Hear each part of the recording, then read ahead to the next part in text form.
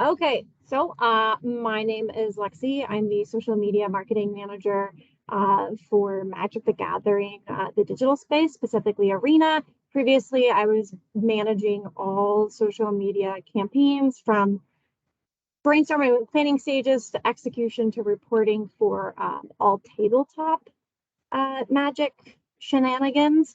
My company also does Dungeons and Dragons, um, some fun other things, but Magic and D&D are the loves of my life, so that's what I'm gonna bring up here. But yeah, I'm on the Magic side. I went from Microsoft over to Wizards, and I've been here for almost 5 years now. So time flies when you're having fun, I guess. Um, a little bit about me. I call myself the Goblin Matron. I love our community and it's the internet. Goblin Matron is a magic card, and a buddy of mine gifted me a signed copy of it, so I've got it lovingly pinned up on my pinned up in a frame on my cube wall. Context Queen, there's always a reason for why we did something forever ago, and it's always good to remember those things. Definitely important in social media. The context of what was happening around that time is super important. And I'm also kind of the nonsense encourager.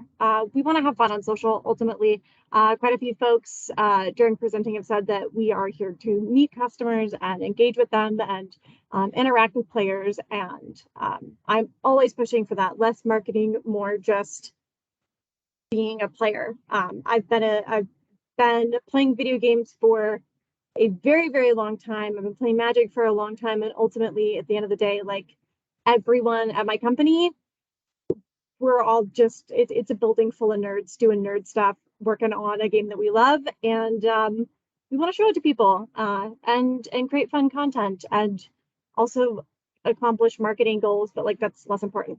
Some hot tips from someone in the industry. We're in marketing. We're not saving the world. I have to tell myself this regularly as I'm getting like spun up about something happening, within community sentiment or, something happening in Twitter trending. Like ultimately, it's gonna be okay. We're gonna make it to tomorrow.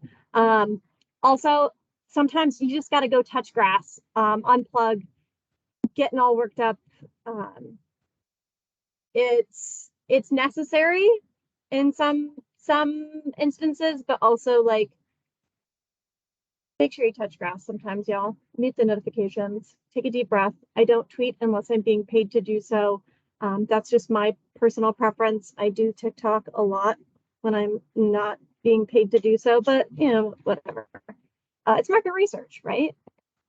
So one of the things that I think is super, super important with social media is making sure that you build a really strong foundation. You have to define the needs of a business, and you really have to define the what, where, when, why, who. So looking at what you're marketing, getting it down to the nitty gritty of, okay, the people who created this content, or this product, what do they think are the highlights of it? What do they want to convey to the audience? What do they find important, and how can you message that in a fun and engaging way, or a unique way, and per platform, making different content.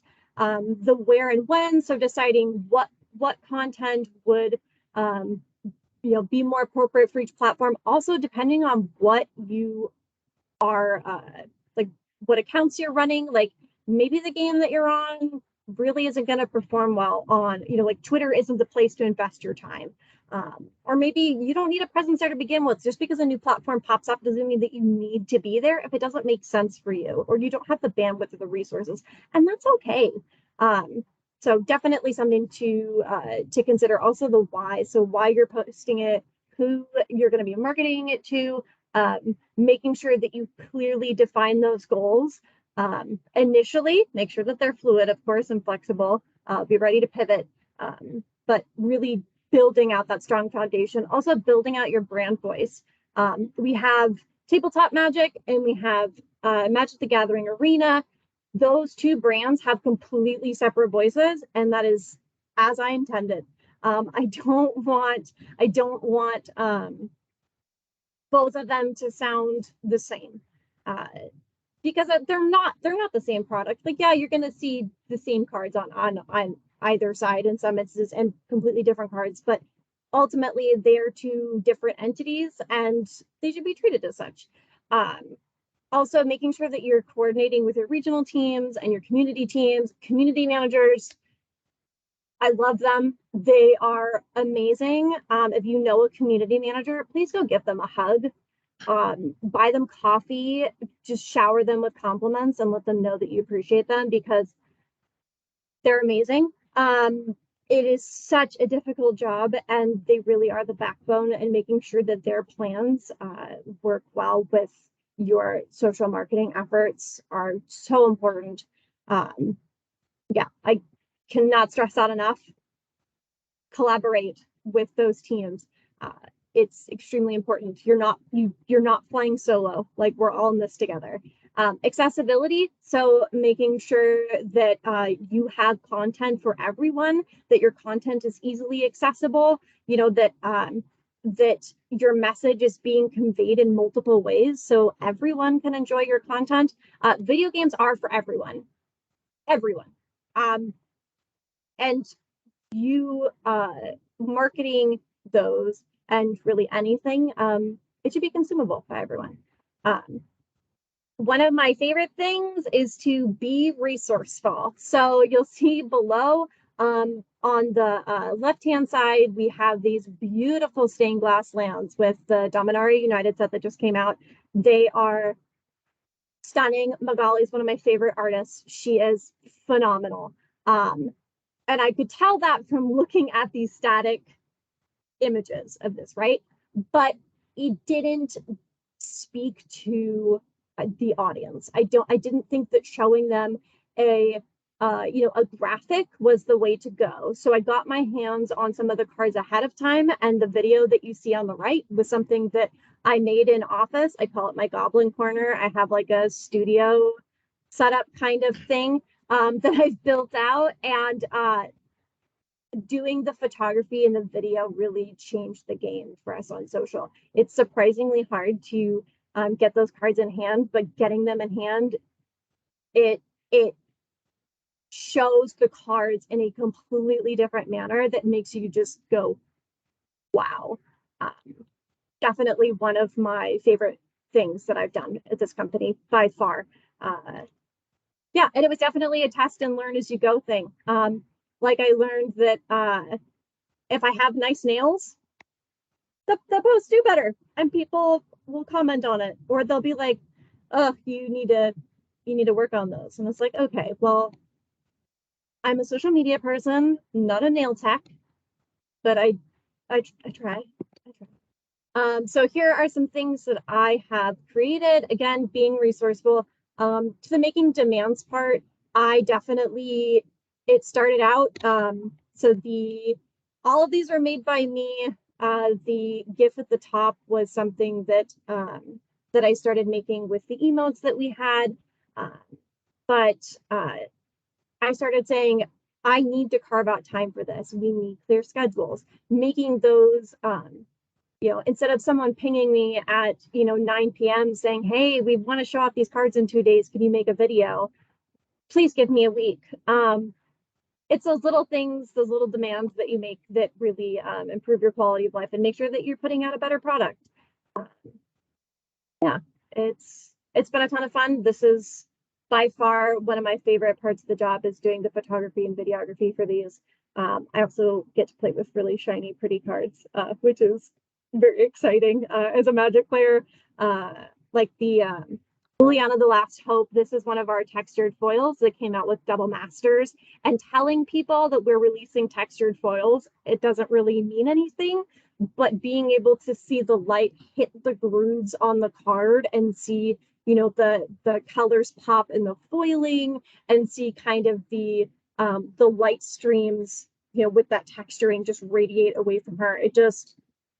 It was amazing. And this is something that we've been able to not only use as a social asset, but we've put them up on Amazon for people to see. We've provided them to local game stores for them to show off the cards. So it's really become a much larger thing that I'm really proud of. Another really important thing in social media is to prove the value of your content. I know I'm kind of getting a little nitty gritty here, but you need to be able to prove that your content is valuable and that it is something worth investing in. That your company is investing money into additional training for you, additional headcount. They know that you are that you are putting in the hours and that people are listening. So the first thing is finding the right social tool. I've always been on Sprinkler. I love Sprinkler. If someone is walking next to a target and whispers about magic, Sprinkler's going to pick it up. Sprinkler's will be like, oh, what'd you just whisper? And then they're going to send it over to our community managers and it's going to pop up in a sentiment report. I don't know how Sprinkler does it, but 10 out of 10. I have cried tears over it, but I would absolutely recommend it as a program. It is a beast. You want to be able to break down that data and then define what you value and also the business values. You can always feel free to push back. Like I've had, I'm not a fan of reach as a metric. I have had execs be like, well, what's the reach? And I'm like, well, let me break down for you why I don't think that's important. Because I'm a subject matter expert and I'm the one pulling the numbers. So yeah, I'm gonna push back on that a little bit to be blunt. And then make them care, show them the value of comparisons. If I tell them, oh yeah, this set, the social metrics for this set, it performed really well. Look at, the line goes up and we're in the green. Yay! Like that doesn't mean a whole lot to higher ups, but having a comparison and saying like, well, here's something that was a lot like this product, and we're seeing that this one had much higher engagement because of this type of post that we put out, and this content really elevated this campaign to the next level. Having those comparisons in there I think are very important. Also crafting a narrative, showing folks that aren't in social these metrics isn't super helpful when they don't know or really care what it is. Some folks are just like, their eyes glaze over when they start talking about social because they're like, oh yeah, it's just tweet, you just tweeted it, right? Like, I mean, technically yes, but also why are you like this? So making sure that you write a narrative and explain what you're seeing in these metrics, why it's important, why something like world events might have completely shaped the way that people consumed your content, or the sentiment around it, or the success of it. Like the pandemic, for instance, that had a huge impact on social, and yeah, definitely want to write that narrative and also break it down to explain like I'm 5 levels. I regularly ask people to do this for me when I'm not a subject matter expert in a field, because like, just explain it to me like I'm a kindergartner, please. And then I will build up my knowledge base from there and like work my way up to like middle school level understanding eventually. We're all learning. Sometimes just breaking it down is the best way to do it. Invest in yourself, build up your skills when you're being paid to do so. You don't have to do it outside of hours. I know that's probably an unpopular opinion, but make sure that that you are going through those trainings, you're staying up to date on algorithms, you are investing in yourself and in your knowledge base, and really building upon that. Also investing in your team. Make sure you keep good relationships with people. Bring those community managers cupcakes. Talk to your developers. Don't always be stomping in doom and gloom. I've definitely been guilty of that. One of the game leads, I would come into his office and be like, I've got opinions on stuff. And he's like, oh God, here we go. Do I need to shut the door? And he said that he missed me doing that during the pandemic. I couldn't tell whether he was serious or not. I'm going to take it as a win, though. I'm going to take it as a win and also something for me to work on. Definitely make sure that you are constantly building those relationships on a professional level and a personal level. And then just rinse and repeat. Keep doing all of those things. Yeah, make sure that you are just constantly evolving your skill set and those relationships, and buy a lot of cupcakes or beers or whatever floats their boat. Your content's going to evolve over time. The voice will change. You will get feedback from the community that you're working with, and they're going to tell you exactly what they like and what they don't like, whether it be in metrics or just straight up replies. Oh boy, it's rough out there sometimes. And that's okay. It is what it is. You're going to learn how to change your stuff and pivot. As Princess was saying earlier, every week it's a new test. Every campaign you have learnings, and you're constantly evolving that content and building. Algorithms are kind of the wild card. You think you know them, and then all of a sudden Instagram's like, you know what?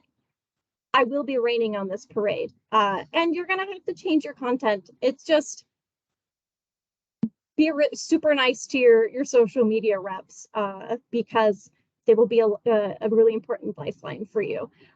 Sentiment reporting, I don't think any platform has got it down perfectly. There are no hard set laws or rules. There are just guidelines. You can say, like, someone could say, oh, that game's sick, and your sentiment reporting's like, sick? That's a bad word. And they'll mark it as negative. So spend some time getting into the community, scroll through that Reddit. As much as much time as I spend on Reddit, it's really helped me out,